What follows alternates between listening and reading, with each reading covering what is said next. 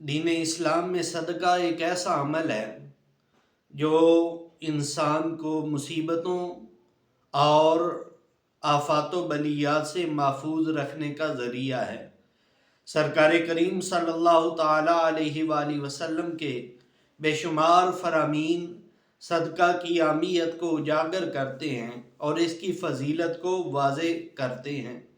سرکار کریم صلی اللہ تعالیٰ علیہ وآلہ وسلم نے ارشاد فرمایا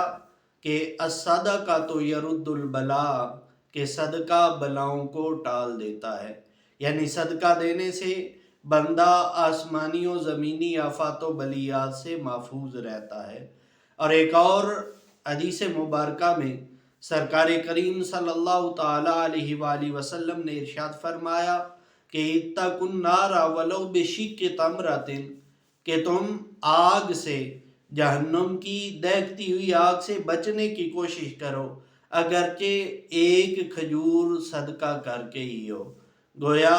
اللہ کی راہ میں صدقہ و خیرات کرنا، غرباء و مساکین کو صدقہ و خیرات دینا، یہ ایک ایسا عمل ہے جو بندہ مومن کو جہنم کے عذاب سے بچانے کا ذریعہ ہے، اور یہ ایسا عمل ہے جس کی وجہ سے